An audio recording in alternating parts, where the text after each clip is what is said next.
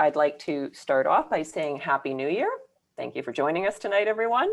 We're incredibly thankful for your continued support and your enthusiasm for our virtual programming here at the Dunhuang Foundation.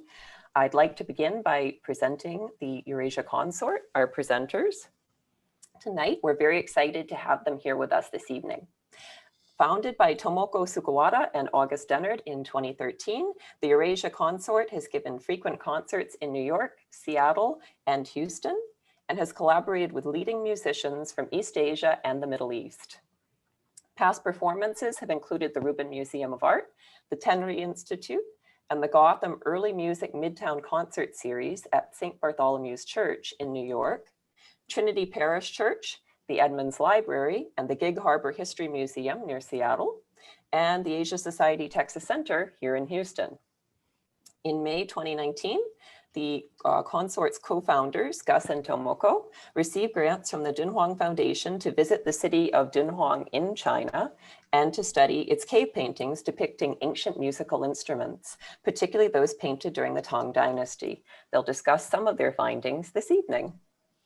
Our discussion panel members tonight include August Denhard, co-director, Tomoko Sugawara, co-director, Miyo Aoki, Rex Benincasa, Gamin Kang, Adem Merter Birson, and James Nyoraku Schlefer. Without further ado, it's my great pleasure now to present the Eurasia Consort. Welcome, everybody. Thank you. Our first presenter this evening, we're going to go in turns, will be James. We'll be speaking on the Shakuhachi. All right, so delighted to be here with everybody. I am a performer and teacher of the shakuhachi, the Japanese bamboo flute, which is an instrument that is unique to Japanese music, but originally came to Japan from China during the Tang Dynasty. The instrument itself is very, very simple in construction. It's a bamboo tube and has 5 holes. And there's a notch at the end, the very top. I don't know if you can see here. Yeah. And we just blow across the top.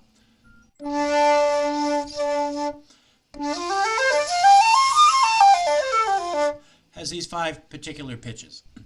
But as Japanese music developed, they really got into the idea of the half step. And so Japanese music is distinguished by using this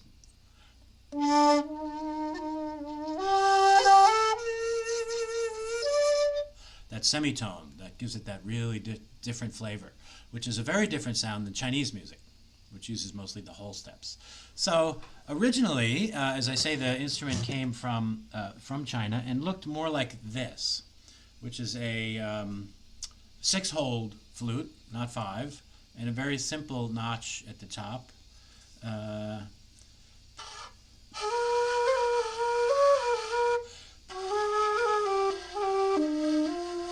Obviously, I don't play this very often, but I'm here to demonstrate it as the instrument that would have come in with that ensemble. There are some images, which I'll share in just a moment, of these older instruments as well. But ultimately, all of these instruments derive from the Middle Eastern instrument called the ney, the Arabic flute. Whoops, sorry, or Middle Eastern flute. I think that's the original flute that worked its way over along the Silk Road and ended up in Japan with the shakuhachi.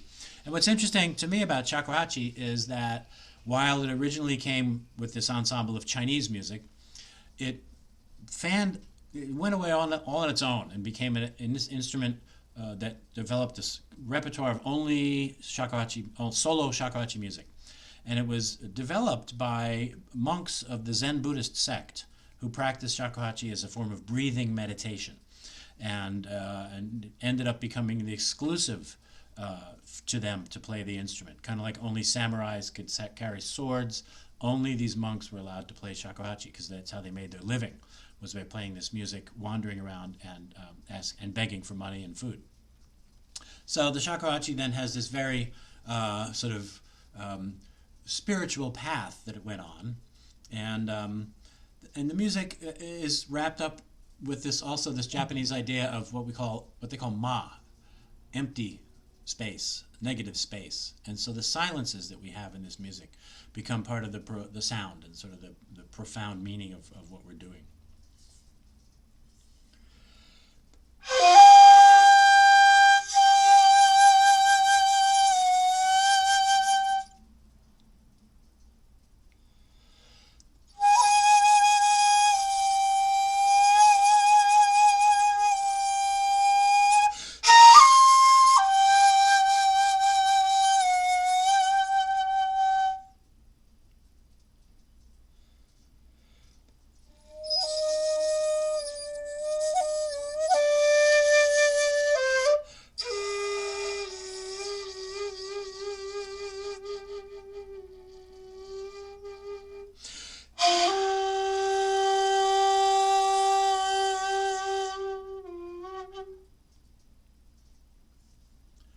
automatically everybody feels very relaxed and calm.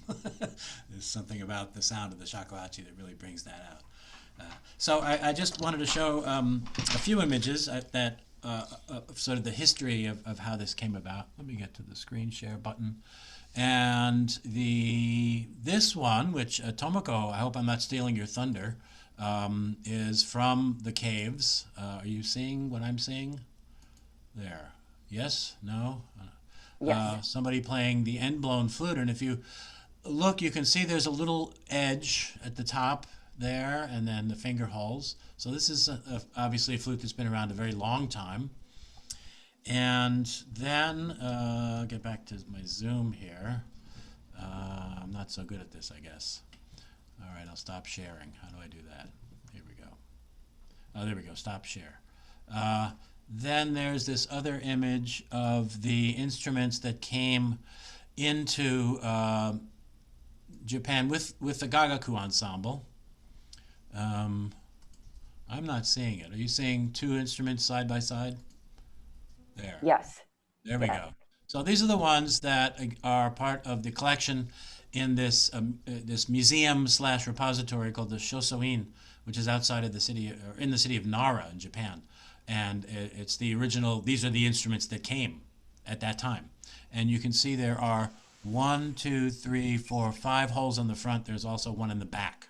So there's 6 holes. So it's a little different scale that they used for this originally. And then, one moment, sorry, I think I can get the other one that I want. Here, are you seeing now a single instrument on a chair? No, Not yet, okay, James. hold on. I'll get back to it. I'll do it this way. Here, this is the Chinese version of the instrument that exists today called the Xiao, or the Deng Xiao, which is, as you can see, almost identical to the original instrument. Again, 5 holes, 1, 2, 3, 4, 5, and the little notch at the end. And from this, eventually in Japan, came, it developed and became the shakuhachi, which is a much bigger instrument in its, it's much heavier and thicker. And so it has a very, very deep, penetrating kind of sound to it. So, yeah, it's just when I heard this instrument 40-something years ago, I said, I got to learn more about that thing. I used to play the Western flute. So I grabbed this and I said, what is that sound? I want to learn about that. I'd never heard it, before. My grandfather didn't play the shakuhachi. So, questions or comments, or anybody want to pipe in about flutes? I think that's fascinating. Like, what was it about the shakuhachi in particular that drew you to it? Was it like the tone, or was it Sound, like just... exactly. It was the sound itself. And also, what I was also drawn to was the mix of sound and also silence, and the idea that what's happening in between the sound, which often, in sort of Western culture, is like, oh, come on, move ahead. What are you waiting for? When's the next sound coming? James, when you first heard the shakuhachi, what was the context, and do you remember what ensemble or what performer you were watching and listening to? Well, it's a little bit interesting. When I was in graduate school here in New York, I had a professor who lived in the Dakota Building, which is that famous building on West 72nd Street. And he used to have little soiree concerts in his apartment. And it was, go to any excuse at all to visit the Dakota Building, you went. And so he would have these concerts, and usually it was classical music. But one time it was what's called a sankyoku, trio concert of shakuhachi, koto, and shamisen. And this is now 1979 or something, 1980. I really can't remember exactly, but somewhere right around there. And I'd never heard this music at all. But here I am busy, studying the Western flute, getting my degree in Western music, classical music. And I approached, and so they played this little concert, and I approached afterwards the guy playing the shakuhachi. And I introduced myself. I said, oh, I'm also a flute player. And he said, oh, you want to try the shakuhachi flute? And I said, well, yeah, sure. And like most people, when they tried the shakuhachi flute, could not make a sound. And I was frustrated. I said, wait, I played the flute. I should be able to do this. But I couldn't. And I don't know who these people were. They were all Japanese. I know that. So I don't know who they were. But shortly thereafter, I went to a flute seminar that was led by a great flute player named Harvey Solberger. And he talked a lot about contemporary music, tries to imitate the sound of shakuhachi music. And I said, I heard the shakuhachi recently. It was really kind of interesting. He said, oh, it's a great instrument. I studied it for a little while, but I stopped. It was too hard. And I have one. Do you want to borrow it for a little while? And so I said, sure. So I borrowed it for about a week and eventually started playing a sound. And when I finally got that low sound, I just went, whoa, what is that? And then I found a teacher here in New York and I began studying, and here I am 42 years later. Wow. So that was the origin. It wasn't like I wanted to know about Japan or I wanted to, I just heard the sound of this flute and I said, I want to know more about that. So that's it in a nutshell. Then I started going to Japan on a somewhat regular basis. For a while I was going every year for about 10 or 12 years in a row. Originally to study with some of the great players, and then now when I go to Japan I perform. And it's always an interesting situation to be a non-Japanese playing a Japanese instrument in Japan. But that's how it is. Oh, I can imagine. James, I hope you get to go back to Japan soon. I hope that me we are too. able to Believe me, travel and share our music with each other in the near future. Yeah, exactly. So, anyway, so it's been a delight to participate in the concert on December 17th. That was a joy. Thank you, Tomoko, very much for the opportunity to be part of the ensemble, to meet all you guys. And Gus, we got to play together one of these days. Try to get the people on the East Coast and on the West Coast together again, once we can travel again. Looking forward to that very much, James. Yeah, really. Well, James, thank you so much. My pleasure. I know that Adem is another person who has some time commitments. Everybody, Adem is calling in from Turkey, and it is after 3 a.m. there. Oh, so a hand for Adem for doing that. And he wants to talk to us a little bit about his instrument, the oud. Yes, I wanted to talk about my oud and also about the pieces that I played in the concert. So I just wanted to quickly show you the oud. It's the Turkish lute. And this is the instrument that I play. And you probably saw it if you watched the concert. So I'll just show it to you now, and then I'll give you the sound of it at the end of what I talk about here. I wanted to talk about the pieces of music that I played, more specifically, the pieces of music from a particular treatise that I've been studying recently. And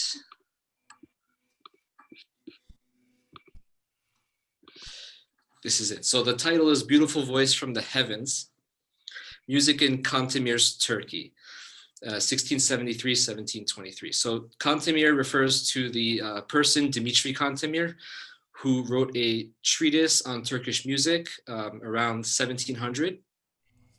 And I played two selections from this treatise for the concert, both in a mode, a makam, which is what we call the modal system of the Middle Eastern music. Both of them in makam Husseini, and they're the 17th, 18th century pieces. And they're in a historical Ottoman style. So Dimitri Kantemir was a Moldavian prince, and they say that he had Tatar, Crimean Tatar family origins, which is interesting for me because I'm also Crimean Tatar. The last name Kantemir, actually, if you separate the two words, Can, Temir, C-A-N for Turkish would be Can, and then Temir is like Timur. So Timur is like the ancestor of Tatars. So they say he was ancestrally Tatar, but he lived in Moldavia and was a Moldavian prince. So for his father to keep the kingdom in Moldavia, the Ottomans required that one son had to live as hostage in Istanbul. Then it was called Constantinople. So in between 1687 and 1710, Dimitri Kantemir lived in Istanbul as a palace hostage.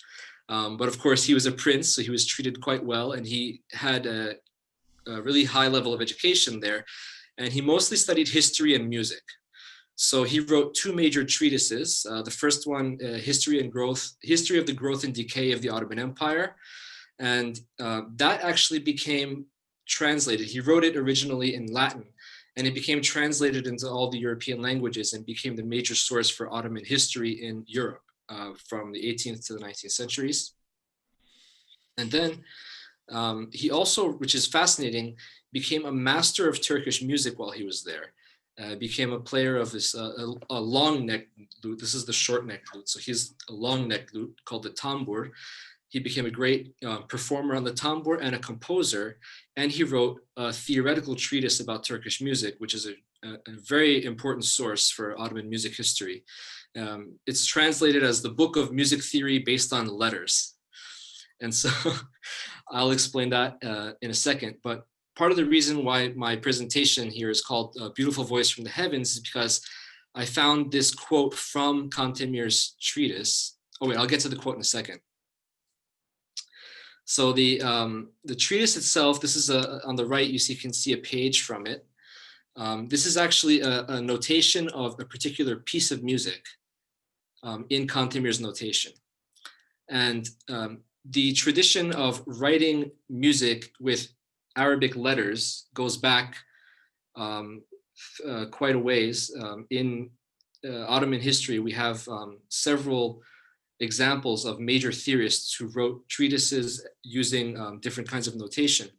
And so Kantemir follows Ufki, Meragi, Urmevi, Avicenna, and Al-Farabi. Al-Farabi, of course, is actually contemporaneous with the Tang Dynasty. So for our group and the stuff that we do with Tang Dynasty music from Donghuan Caves, I think that this particular lineage of treatises is important because it takes us back in terms of Ottoman or sort of Makam style music history back to that same time period. So I'm interested in further researching this topic for that reason.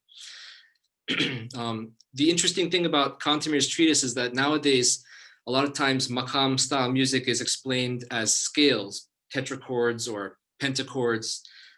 But in the old days, it was explained based on letters, which is why he called it the Book of Music Theory based on letters. So he had these are the different Arabic letters that represent the pitches. And each pitch basically represents a potential makam or a musical mode. So it's a different way of understanding. It's like starting on one pitch, playing melodies, and then ending on that same pitch makes a makam. It's not about scales necessarily in Kantemir's understanding. So getting back to the musical, the heavenly voice, this is a quote that I thought was really beautiful that I got from the treatise. And let me just quickly read it. He says, according to legend, in very ancient times, there was a highly respected and beloved person who was known as the Sheikh of the musicians. This sheikh was so knowledgeable and mature in the science of music that day and night, with hair-splitting intelligence and fine thoughts, would dive into the sea of musical science, and in those depths would find makams and their combinations, and work to bring them to a state in which they could be seen with the scientific eye. One day, diving deeply into the treasure of thoughts, suddenly a voice born out of the stars came to his ear. The sheikh of the musicians, upon hearing this beautiful and pleasant-mannered voice, learned by memory the sound of the sky melody. In this way, the aforementioned sheikh, one day hearing one voice, another day hearing another voice, over the course of exactly 12 days, heard and learned 12 voices. On the 13th day, he again heard the first voice, and so he invented 12 makams, likening them to the stars. So this quote is kind of like an origin story for makam style music. This person who we don't know who exactly it was, heard heavenly voice, and so the first 12 makams were recorded. I have suspicions that it might have been Farabi because the treatise, the lineage of the treatises goes back to Farabi in terms of makam style music. And in Kantemir's treatise, he mentions Avicenna as being inspired by the sheikh of the musicians.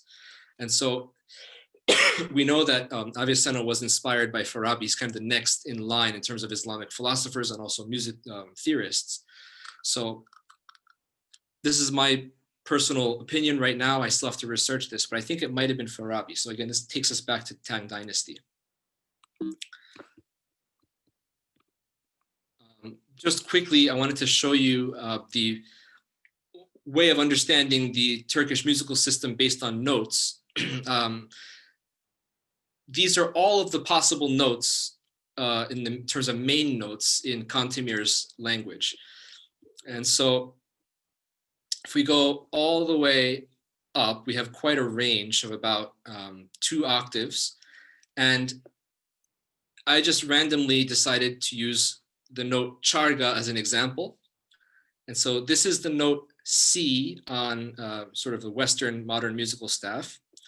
And the theory goes that if you start on charga, a melody, and go below charga or go above charga, but you come back and end on charga, then you've made the makam charga. It's that simple.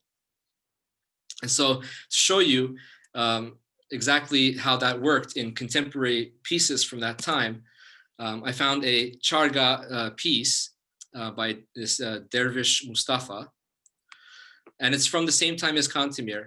And so the note charga first appears at the very beginning of the piece, and then it kind of becomes a center of all the rest of the music. So the melody goes below charga, and then rises back up and hangs out on charga again.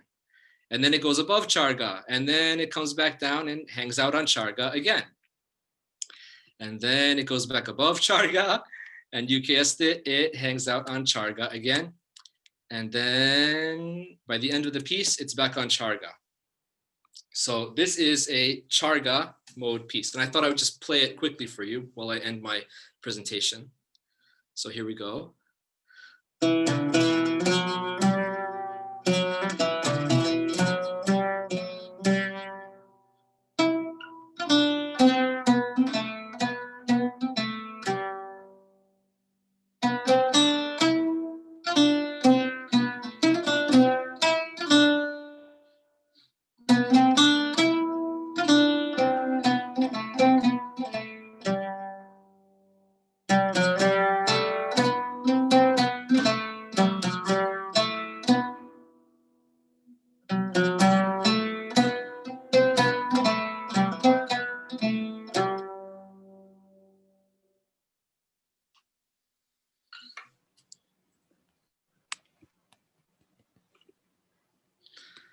And so the pieces that I performed for the concert was from that treatise, using that particular approach.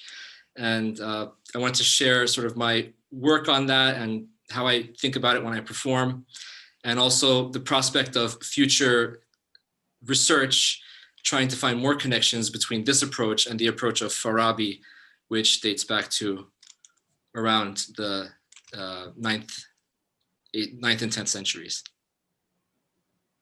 That was excellent. Thank you, Adam. You're very welcome. Thank you. Yeah. All right. Are there any questions for Adam? No? Get some sleep. I will. Yeah. Adam, you've done your duty. Thank you so much. Right. Very much. So I'll duck out. Thank you. Yeah, I'm being pulled away as well, so I'm going to bid my adieu to you all. Goodbye, Thank you for the James. opportunity. So long, Adam. Cheers. So long, James. Nice to Thank see you. Bye, James. Okay, a Thank you all. pleasure, yeah. Bye-bye. See you Talk to you soon. later.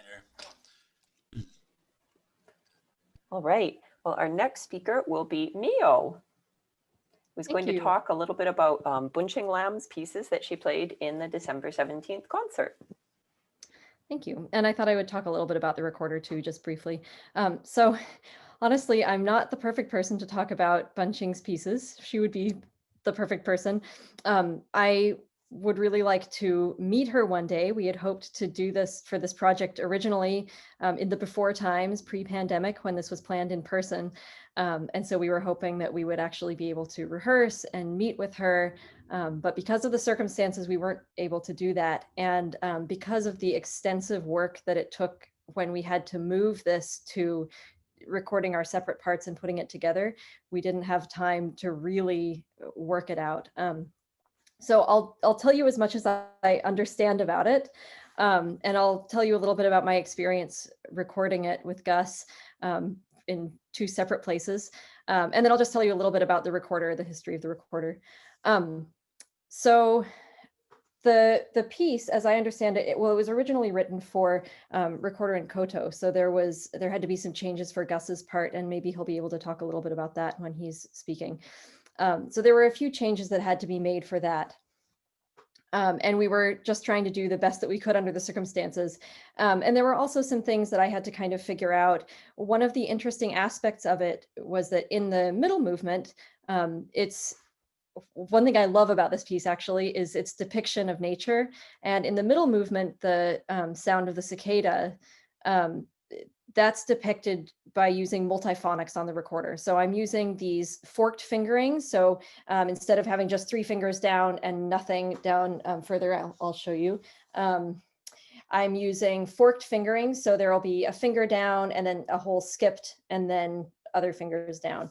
And then when I blow very hard through the recorder, it eventually creates multiple notes at once.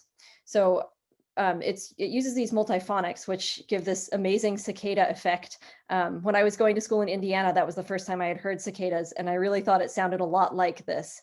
There were these effects for the cicadas, and then in the last movement, the wind, using glissandos, sort of sliding.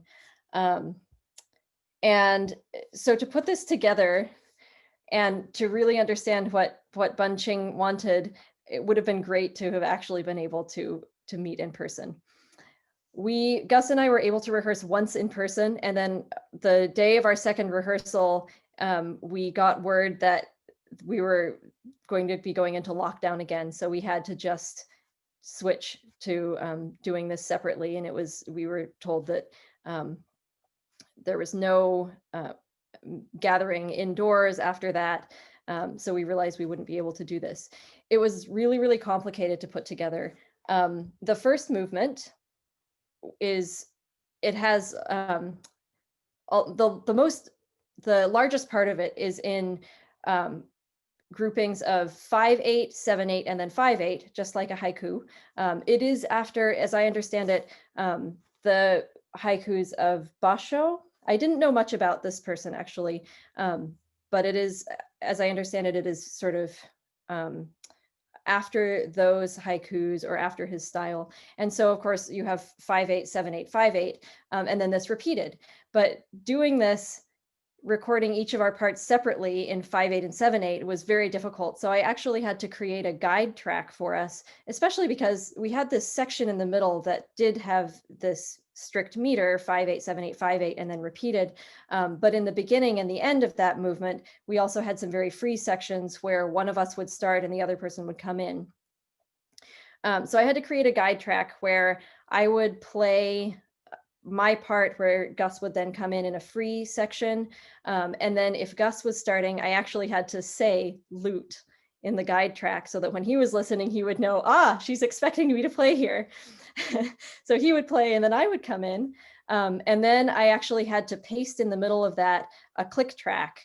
And I had to carefully calculate how many measures and so on so that we would know that we were exactly on. The other 2 movements we did in a slightly freer way. We didn't need to use a click track, but the middle movement was a little bit trickier because of these multiphonics. And because Gus was using a specific instrument, we ended up playing this at a lower pitch. We ended up actually using Baroque pitched instruments. So at A415, a half step lower than our modern pitch A440. And because of that, for me, this meant that I had to use a lot of air in the second movement. And I actually had to play it a little faster than it was originally written because I couldn't sustain that on this big tenor that I was playing at a slightly lower pitch as well. In the third movement, which is my favorite, and I actually ended up, so Gus recorded his part first because he had a very clear melody in his voice that I could really follow when I was playing. So we didn't need a click track again. But I loved this one so much that it was fun to record it in this way because since Gus recorded his first, I could listen to it and I ended up playing it many more times than was strictly necessary just so that I could play along with it because it was so beautiful. So it was a very interesting experience recording. We did a lot of tests back and forth where one of us would record a part and send it to the other person, and then that person would record their part over it, and we'd see how that sounded, or we'd say, okay, this is not going to work. We have to sort of rethink how we're going to do this. And that led us to doing a guide track for the first movement, for example. So it was quite an experience, one that I've never experienced before. It was completely new, but it was definitely very interesting. And certainly fun to try, but I'm also looking forward to playing this piece in person someday. There were a lot of things that we really were not able to do because we were recording our parts. We couldn't really communicate and carefully watch each other and make sure we were really together in certain places. So that's about Bunching's piece. I'll just tell you a little bit about the recorder very quickly. I don't know of the attendees what their experience is with recorder, but I'll just give you a very quick history, starting kind of in the middle or in the present day, because this is the recorder that most people are familiar with, the little soprano recorder. In fact, just before this webinar, I was teaching an online class for kids, and they use the soprano recorder. That's what we mostly use. The recorder that we have today that we call sort of a modern recorder is really a Baroque recorder. And it has these kind of small holes. It has double holes at the bottom. And a recorder, to be a recorder, it has to have these 1, 2, 3, 4, 5, 6, 7 holes on the front with these double ones, and a hole on the back. So the hole on the back is actually very important to it being a recorder. So it makes a sound similar. The way it makes a sound is similar to the shakuhachi. It just sort of mechanizes it. So with the shakuhachi has that edge. You could see James was blowing over that edge and it was creating that sound, just like with a side-blown flute as well. So the recorder basically does the same thing, but it sets it all up for you, so you don't have to make that embouchure. So right here, there is a small edge. And when you blow through it, it directs the air to that edge, which splits the air and makes the sound. There are all different sizes of recorder. And I wanted to show you some of the ones that I played when Gus and I were playing the earlier pieces as well. So the earliest extant instruments that we have, the earliest surviving instruments, are from about the mid 14th century. In fact, actually, I can share my screen and just show you. I have a couple of pictures from a previous very simple presentation that I did. Here it is. So slideshow. So these are some images of the earliest surviving recorders that we have. These are often preserved in old latrines, actually, because people would throw things away there, or moats, things like that. So where it was wet and where people would throw things away if they got broken, or maybe they just didn't want them anymore or whatever. I mean, I often, when I look at recorders and think about soprano recorders, I think of maybe the sibling who didn't want to hear their sister practicing recorder and maybe they threw it away. So, so we have these recorders from the mid 14th century. And you can see they're basically a stick with holes in them, and then this kind of mouthpiece where you have the edge that I mentioned before, and then a way to direct the air to that edge.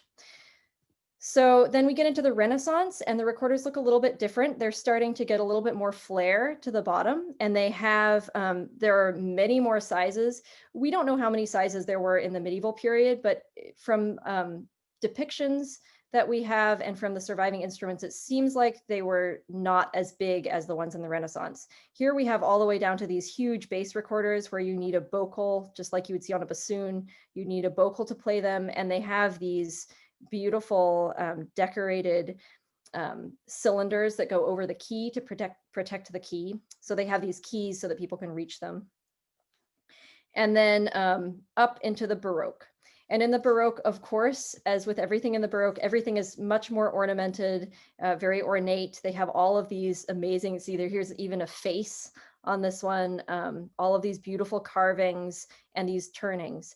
And at this point too, the holes are a little bit smaller and the bore actually changes as well. So instead of being cylindrical, so just sort of like a pipe, they end up having kind of a shape to them. So they'll be smaller in one part of the bore and larger in another part of the bore. I'll just quickly show you some of the ones that I have that are made to look and sound like these instruments.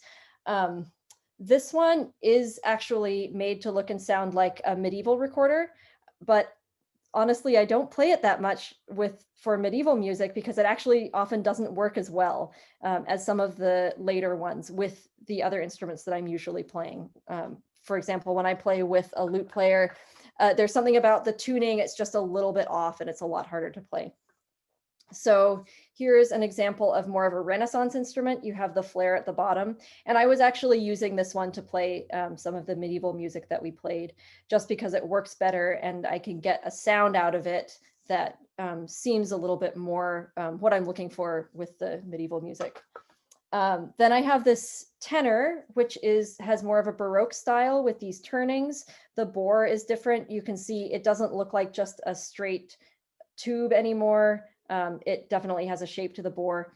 And this one is Baroque, but then also used for modern music. And I just wanted to quickly show you, here's an example of one of those Renaissance instruments that has this, it's called a fontanelle, to cover up the key. And I don't think I can pull it up, but usually you can pull it up and see the key work underneath. So those are the different types of recorder. Basically in all different sizes. It is a family of instruments. So you have soprano, alto, tenor, bass, and even larger, great bass, contrabass, and smaller, a sopranino, which is about this big, and a Garklein, which is about this big. And that actually means very small in German. So it's an appropriate name. Any questions about the modern piece, Bunching's beautiful piece, or recorders? I have a question about your guide track that you were sending back and forth. Was this was it a click track, like a metronome thing, or was it something that you placed, like you filled in some of the parts on a keyboard instrument just so you would know where you are in the score so the two of you could work together? How did you work? What kind of guide track are you speaking of? So that's a good question. And I did it a couple of different ways. We tried different things, but it was basically just a click track. So I used a program, which I'm sure you know, Audacity. It's free. I just put in a click track. I chose the metronome marking, and I told it exactly how many measures.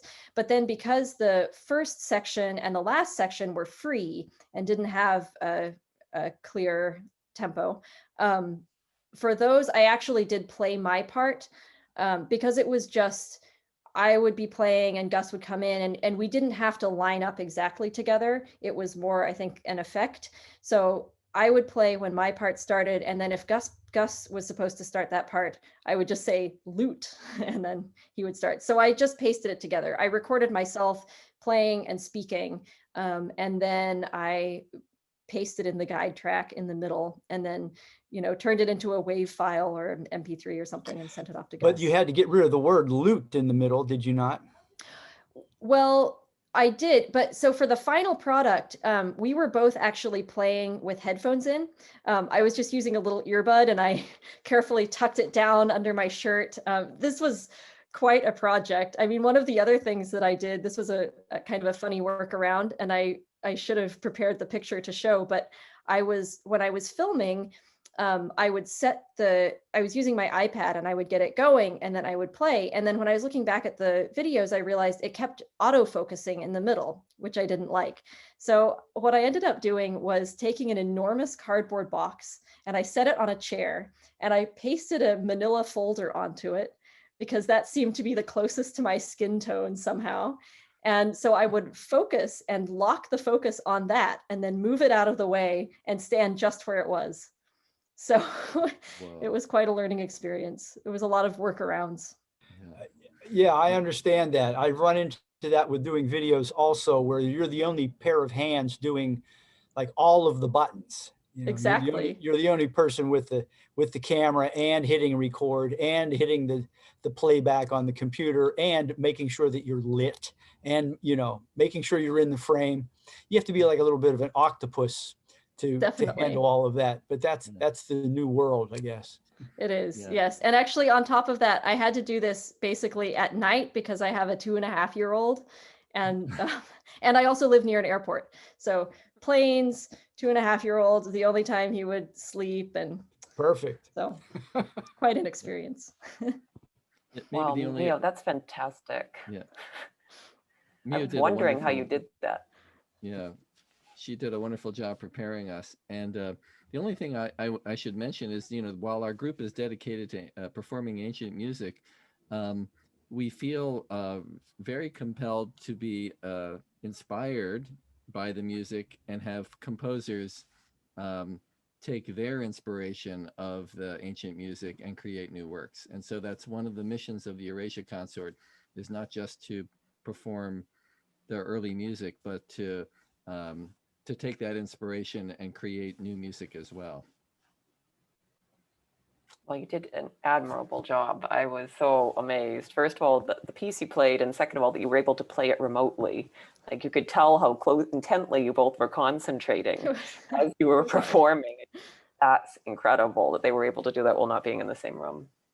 Well, I think So- we're excited to one day play it in the same room because it's such a beautiful piece, and I would love to actually do it justice and play it, you know, real time. I'm excited to be back in the same room with you to hear it, as opposed to on my TV. Yeah. Oh, so Miyo, thank you. I'd like to Thank you. introduce our next speaker, who has just appeared on the screen again, Tomoko. She's going to be showing some images that Gamin and Rex are going to be talking about as well. So it's going to be kind of combined into one PowerPoint. Okay. Okay.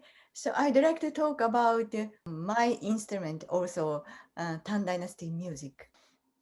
This is a Shoso in Japan, and the oldest museum probably in the world. It is Emperor's Treasure House. James mentioned a little bit. It was built in the 8th century. There are beautiful treasures in it, including several beautiful music instruments. Shosoin has 2 harps, and left side has a tuning pegs, like when the similar mine is also tuning pegs, and another one has string like this. And this is also, of course, this is a replica. At the beginning of the 20th century, it was built. And in China, this instrument is called konho, and moved into Japan, and the same character. And Japanese call it kugo. And probably in Korea, konho, probably. And in Middle Eastern country, it is called chang. I'm a harpist, studied modern harp. And after my graduation, I played solo pieces and played in ensembles and orchestras. In my 20s, I learned about this ancient Asian harp, kugo. Then it became my dream to play it. Long after that, I could start a kugo revival project in America. Then I made the replica in America by historical harp maker Bill and Catherine Campbell in Washington. And also started research the pieces that might have been played on this kugo. One of the most interesting pieces for me is Tang Dynasty music. Unfortunately, Tang music disappeared in China, but survived in Japan as the emperor's gagaku music. Also, Tang music manuscripts survived in Japan. And at the beginning of the 20th century, late Tam lute music manuscripts were found from the Donovan caves. In the last century, several scholars transcribed these manuscripts. So now we can have two ways to revive Tam music. One way is the gagaku music, and another way is from transcriptions by scholars. But they are, in fact, quite different. So now I'm using the way to revive them by scholars transcription.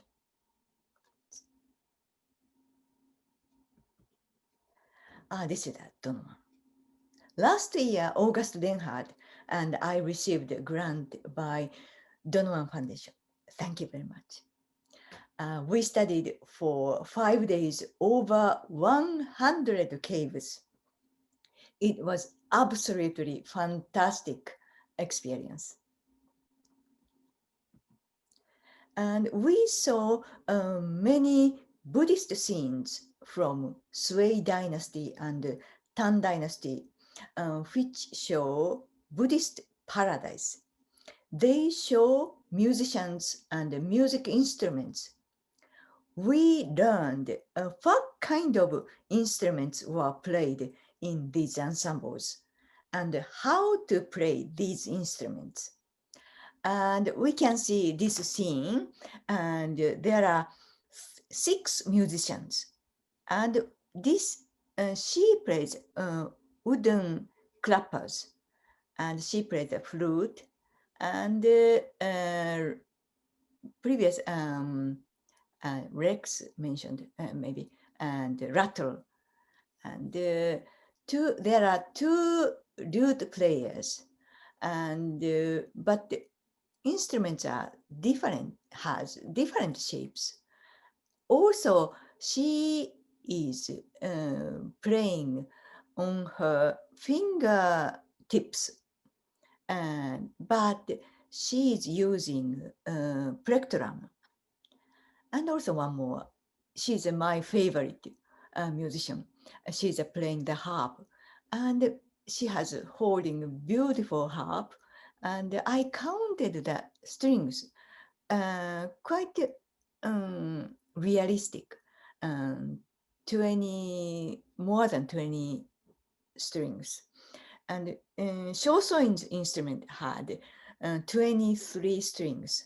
And also many Chinese old documents said Kugo Kongho has 23 strings.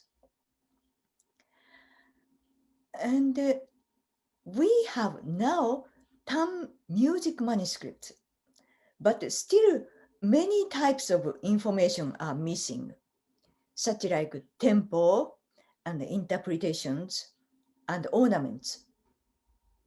During the research in Donovan, I realized that the picture of the dancer are very important to know this information. So look, this dancer, her clothes are waving. So we can imagine what kind of music they are playing. So I imagine this piece music is not slow, and it has a certain tempo because her clothes shows. And I can say this is quite fast tempo and vivid music.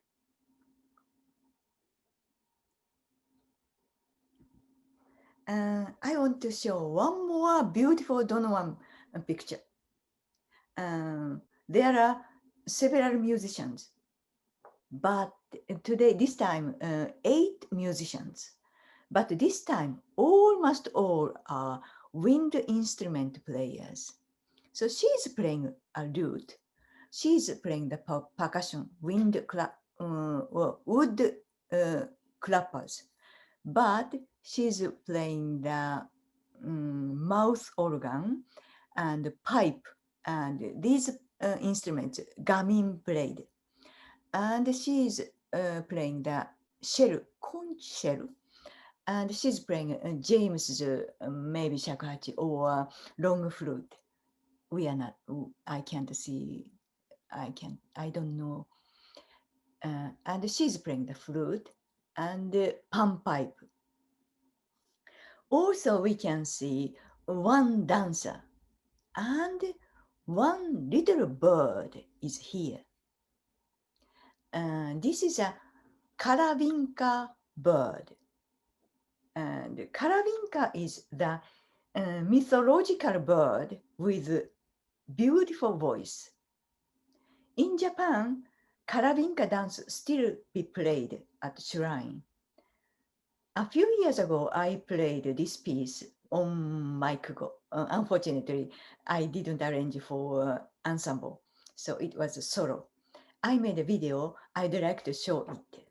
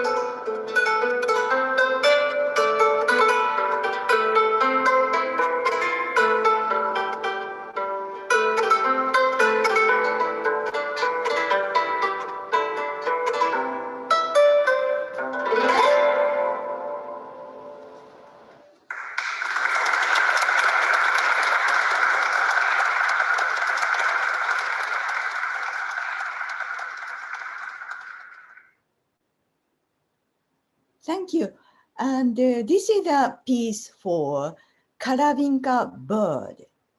I know one more gagak piece related to birds. The title is Shunnoden. It means spring warbler. And the main instruments of this piece is also wind instrument. A few years ago, Eurasia Consort played this Shunnoden. And Miyo and one more recorder player, Joe Bain, played this piece beautifully on their recorders. So I want to play one more piece.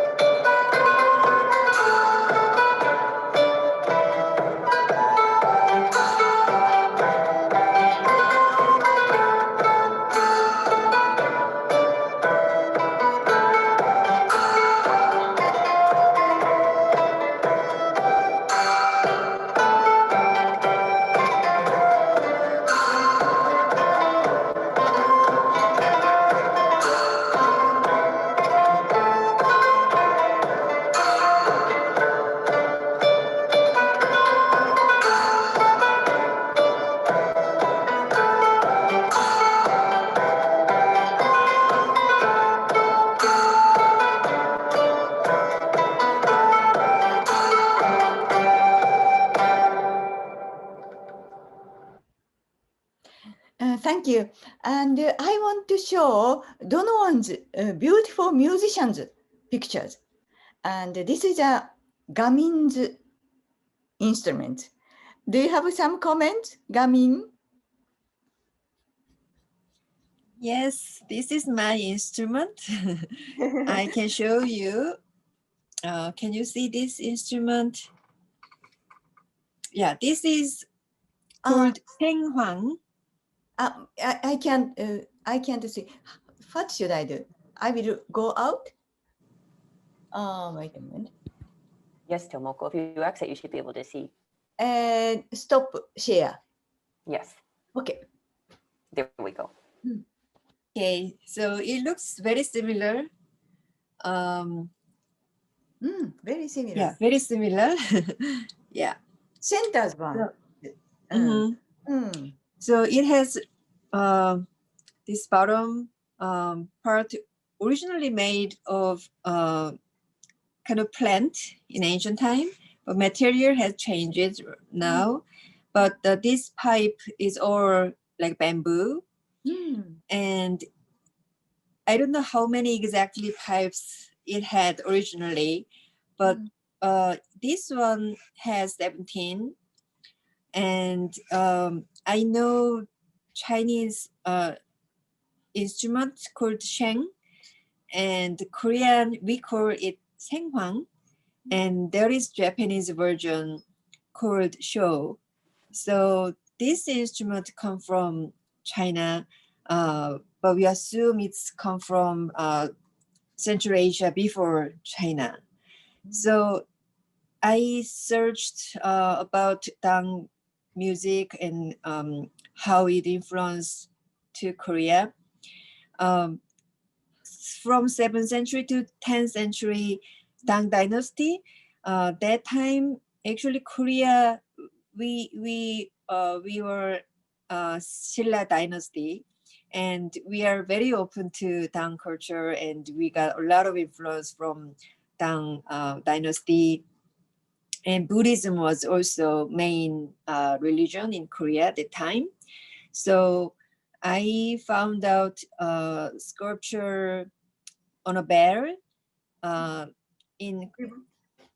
are many surviving old temple in Korea, and I found out one beautiful sculpture on a bear that is one of the oldest bear in oldest temple in Korea.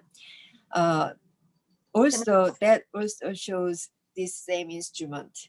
So we are we know it is a very old instrument, come from China, you know, influenced by Tang dynasty. A lot of similar background based on Buddhism. So this instrument I played for one piece when we had Eurasia Consort in December. Actually, Tang music is different from, you know, Korean traditional music, what I have learned. But the way of playing and the structure of instrument is quite similar.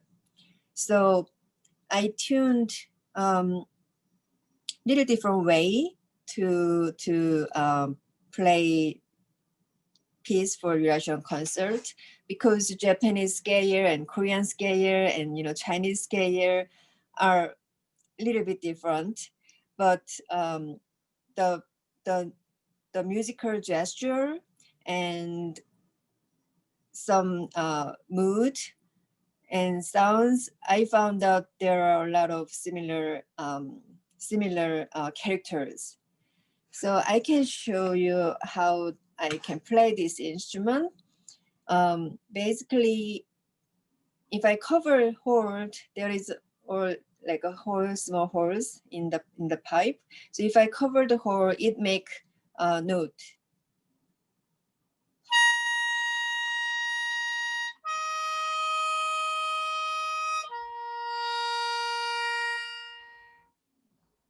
If I cover two holes same time, it make chord.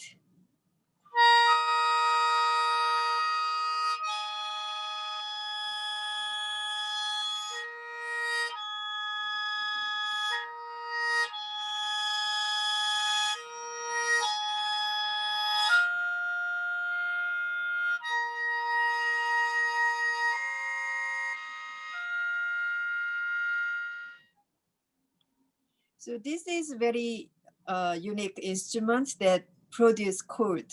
Actually, Korean traditional music is very is not based on chord at all. So traditional music is all pentatonic scale and all about melody. It's not about chord, but this instrument is only instrument that produce chord, but the chord is very limited. So we don't have like many different types of chord. We played only a certain types of chord when we play melody based on pentatonic. So generally the music is very slow and calm, gentle. So that is very interesting because when we played music for Eurasian Consort, I realized all the music are pretty fast and very active, very rhythmic. So Tomoko also mentioned about it, Tang music is not so much slow music, but when it came to Korea and Japan, I guess music became more ritualistic and slow, gentle, much more elegant style of music. So this instrument is played for ritual ceremony and played by aristocracy, noblemen, female entertainer in ancient time in Korea. So music, most of music with this instrument are very gentle and ritualistic, and slow. So that is one thing I found out, very different thing compared to tang music. And I also played. Excuse me, Gamin, may I ask you a question about the instrument you just showed us? When you breathe out, you get one note. When you also breathe in, it also produces a sound. Is it the same pitch or is it a different note? Breathing doesn't change any pitch, but that's good point. I can make sounds with inhale and exhale both. So it is similar way to play harmonica. So inhale, exhale, make sounds, but it depends on fingering. If I cover chord, it make different tune. And I have another question. You said you had to adjust your tuning a little bit to accommodate the scales for some of the music that we performed. How do you adjust the pitch to make the tuning fit in with what it is you're looking for? How you mechanically adjust the pitch? Actually, this instrument is tuned. It is very limited to tune, but I was talking about scale. So it is pentatonic. It is designed for Korean traditional music, a certain pentatonic scale. So there is different scale in China and Japan. So I kind of make different scale for adjusting. But the other instrument, piri, bamboo flute, is very flexible to tune, so I can make pitch higher or lower with my embouchure. So it is very flexible instrument. So I played this instrument too. So this is called piri. And I saw the picture. There were musicians play this instrument, and I know there is Chinese version called guanzi, and Korean version is piri, and Japanese version is hichiriki. And I also remember I saw Armenian duduk that also have big double reed with thicker body. So I believe all of those reed instruments are related, and they are all family. So this is like very simple bamboo flute. It's a vertical. I play vertical way, and it has very big reed. So I can play a little bit.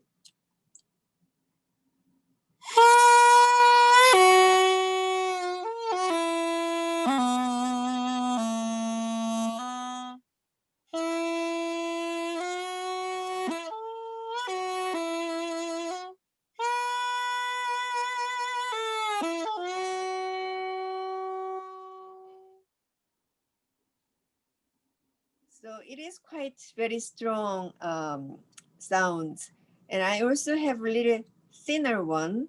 Actually, I use thinner piri when I perform with Tomoko, because Kugo sounds are very subtle and soft. So I wanted to make more balance. So I use this thinner piri. It is very almost the same scale, same way, same technique, pitch range also same. Only difference is volume, and this small piri is played for more chamber ensemble with vocal for better balancing. So I played this thin piri for Eurasia Consort in December. I can play a little bit. You can hear how it sounds like.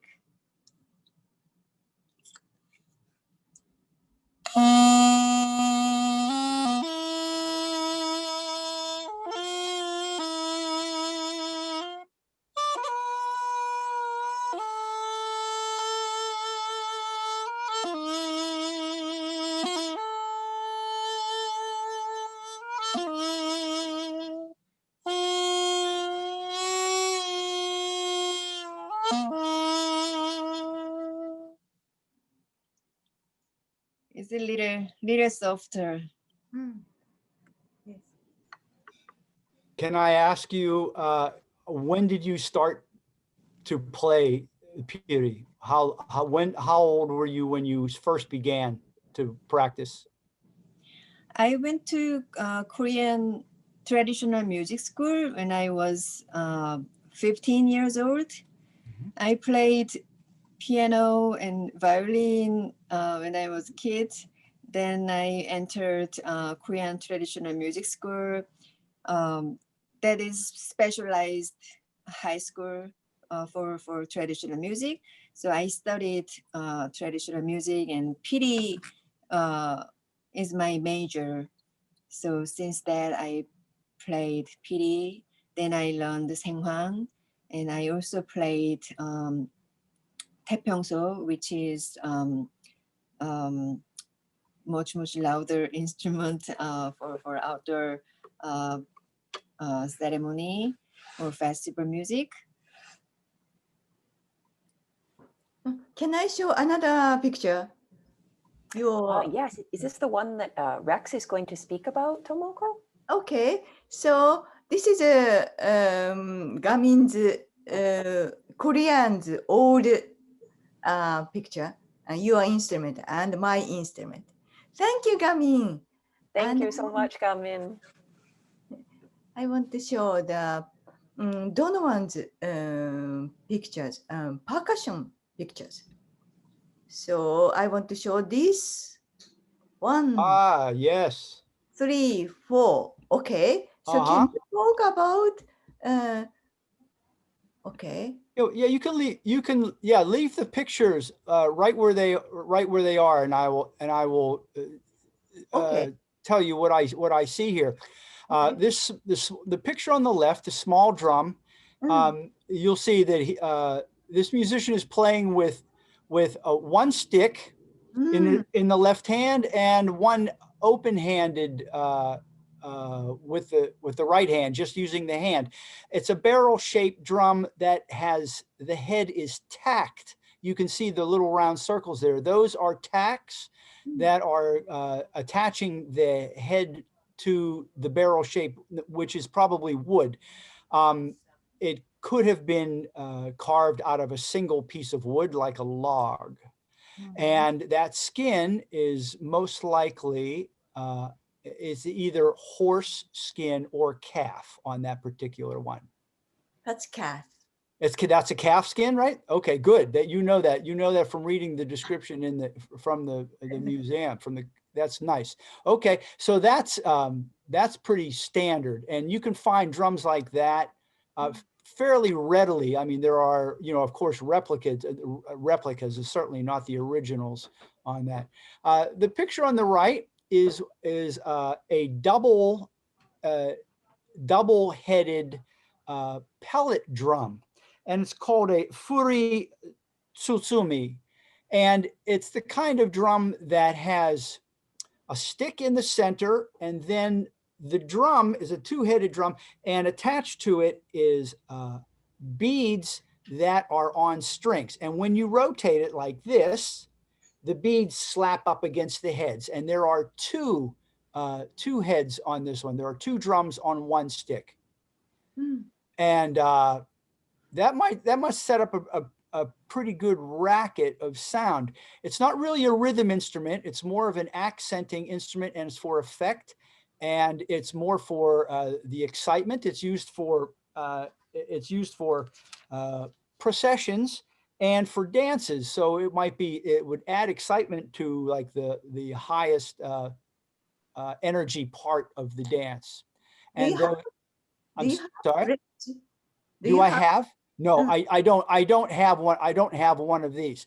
I have a single drum, a single yes, yes, of pellet course. drum, but Yeah. no, of course it's down in the basement, in one of my road cases. I don't have it here with me at this point, but I do have one. Okay. Yeah. Do you- How about, Next one. and your next photograph? What do you have? These are beautiful paintings, by the way. Mm. Yes, And we saw. where am I looking at here? Oh, we have a frame drum, and the musician is playing it with a mallet. Yeah, with a mallet. It's got a head on it, and it's a frame drum. Now, any instrument that has a shell, well, let's go the other direction. Any instrument that has a head on it, which is wider in diameter than the depth of the shell, is technically called a frame drum. So this would be a frame drum. And because I can tell that the music being played with this, because it's being done with a single mallet, is rather simple in rhythmic nature, and it's there to accent certain parts and to make to put accents on certain rhythmic sections, but it's not a very intricate rhythm. It's not responsible for playing a lot of intricate rhythm because it's a single mallet on a single drum. And the left hand is used specifically just to hold the instrument. So it's not a lot of fancy finger technique. It's not a lot of like it's nothing fancy. It's bong bong, steady pulse, and just to add emphasis to various sections. That's what you can glean from that picture, and that's very nicely decorated. It's got some nice decoration on it.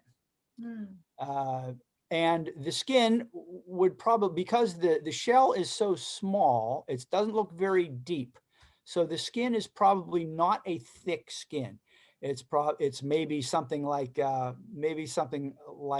goat or calf skin, which would be maybe calf belly or something that's not very tough. It's not needed to be. It's not really meant to be bashed in any way. It's a small instrument, but played for simple rhythms. It would be my surmise on that. The photo to the right, there's a musician, and he has a wooden frame with what I'm guessing are metal bars. Those are metal. I'm saying they're metal because they're not the same color as the wooden frame. They're silver, and they're probably a bronze, and they're a ringing bell, Sorry. and they're played. He has two sticks or two mallets.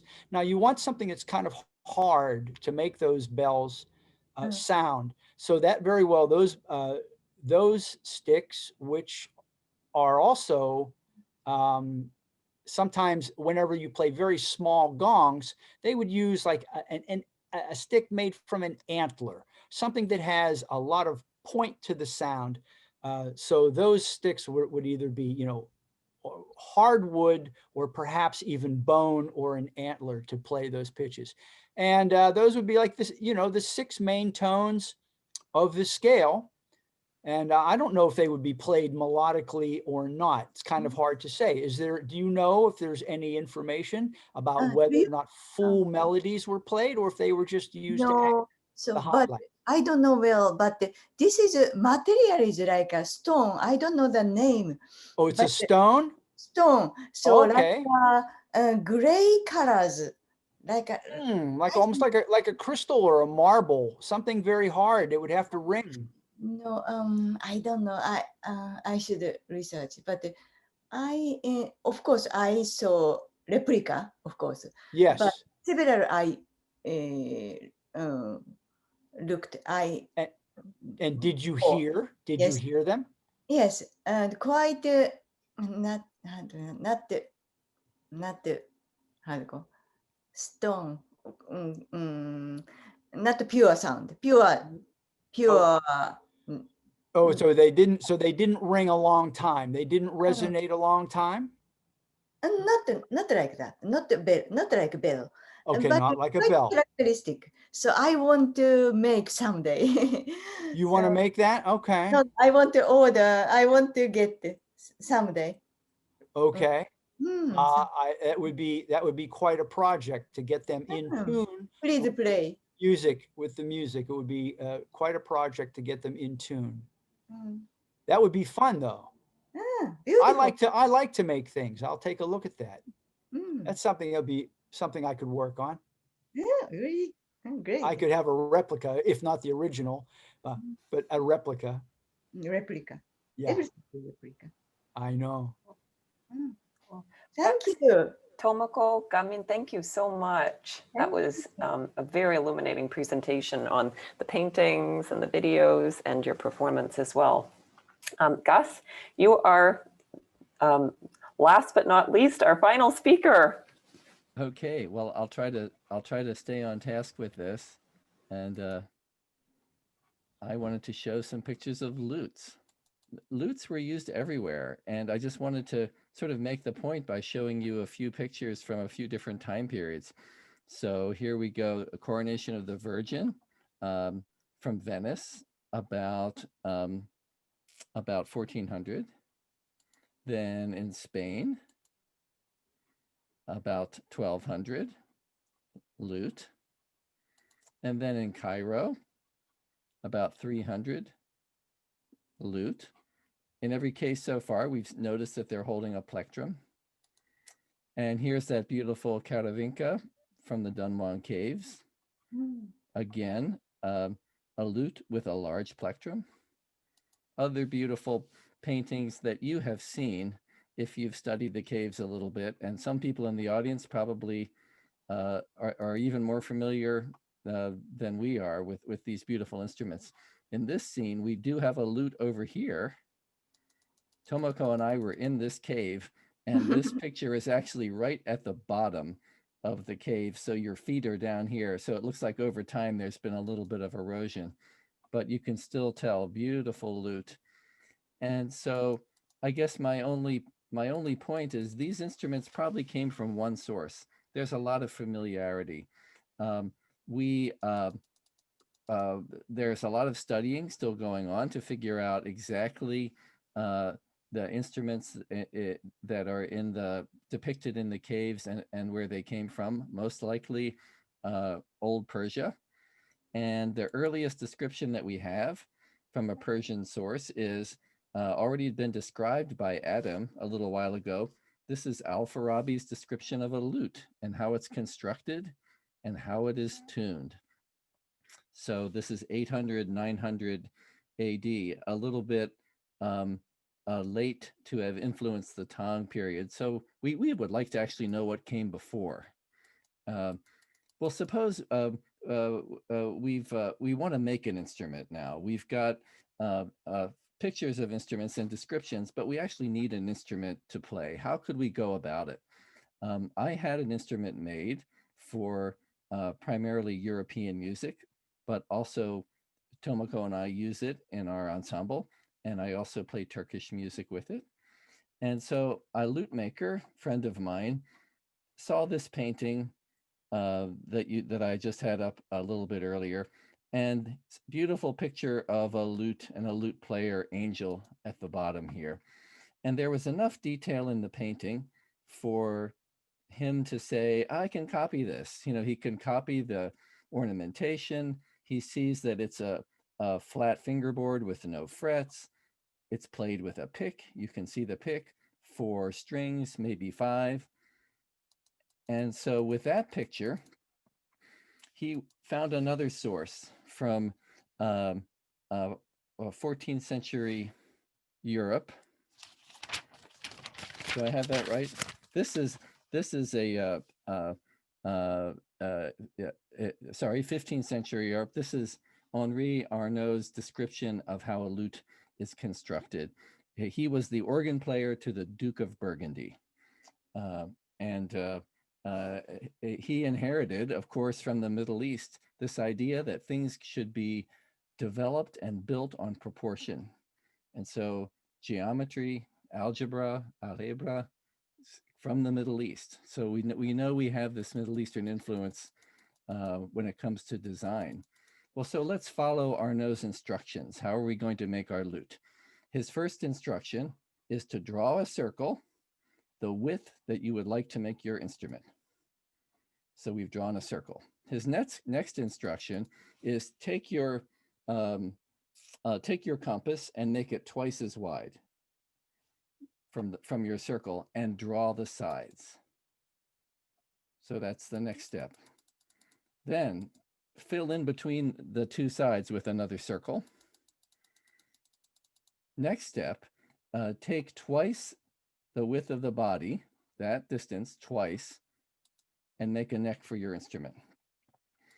Well, it's interesting, but it doesn't quite look like a lute that survives in a painting. So either Arnaud's instructions were incomplete or we misunderstood him.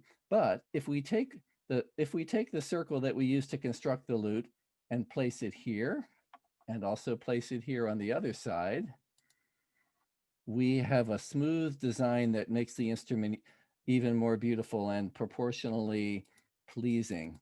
And that is the instrument that he built for me. Now, we only had the front of the lute to look at from the painting. The painting only shows one dimension. So mysterious is the back of the instrument. Well, he made a back to the instrument, but the way that he came up with this shape was kind of ingenious. He was in Cleveland, in the Cleveland Museum of Art, and looking at illuminated medieval manuscripts, where the first letter of a piece of Gregorian chant is decorated in this beautiful way. And so way down in the bottom here, you can see in green, there is a woman playing the lute. If you go in closer, you see that you can see the back of the instrument for once. That's the peg box. She's looking up toward the angel. So he noticed that by looking at this lute and counting the ribs of the instrument, that he could create the back of my instrument and get the proportion with a good guess for how it was made. And so that's how my instrument was constructed, which I use for the music of the Eurasia Consort.